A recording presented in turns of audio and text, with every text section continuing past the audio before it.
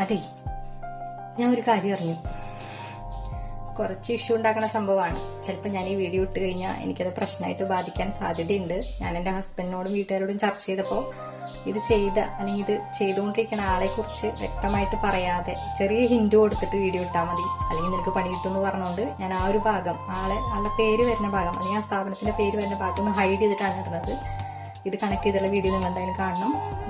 നിങ്ങൾക്ക് ഉപകാരപ്പെടും. എനിക്ക് കിട്ടിയ പണി നിങ്ങൾക്ക് കിട്ടരുത്. ദയവായി മൊത്തം കാണുക. കണ്ടിട്ട് മനസ്സിലായില്ലെന്നുണ്ടെങ്കിൽ ഇതിന്റെ ബാക്കി വീഡിയോ കൂടി കാണണം കേട്ടോ. അപ്പോൾ വീഡിയോ കണ്ടിട്ട് വരും.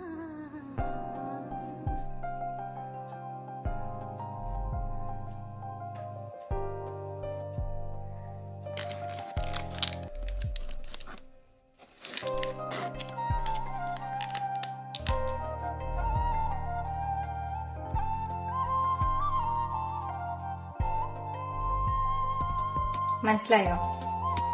സെയിം കമ്പനി, ഡിസൈനിൽ ചെറിയ മാറ്റമുള്ള 2 സെറ്റ് കമ്മല്.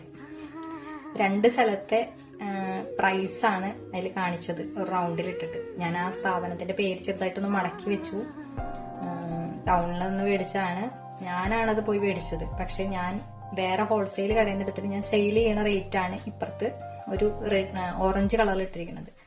അപ്പൊ നമ്മൾ എത്ര കാലമായിട്ടും എങ്ങനെയൊക്കെ പറ്റിച്ചിട്ടുണ്ടാവും ആലോചിക്കണം. ടൗണിൽ പോയിട്ട് വലിയ കടയിൽ നിന്ന് AC ഉള്ള കടയിൽ നിന്നൊക്കെ മേടിക്കുമ്പോൾ നമ്മൾ വിചാരിക്കും അതാണ് ഏറ്റവും ബെറ്റർ. അങ്ങനെയല്ല, ലോക്കൽ കടകളിലും അതായത് നാട്ടിൻപുറത്തുള്ള കടകളിലും നമുക്ക് അതിനും റേറ്റ് കുറവിന് സെയിം സംഭവം തന്നെ കിട്ടും എന്നുള്ളത് ഞാനിപ്പോൾ അടുത്താണ് മനസ്സിലാക്കിയത്.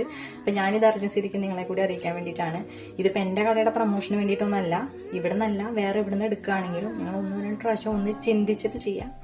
നമുക്ക് ചെറിയ മാറ്റങ്ങൾ ഉണ്ടാവുള്ളായിരിക്കും, പക്ഷെ കുറെ ആവുമ്പോൾ അത് വലിയ മാറ്റമായിട്ട് പോയിക്കും.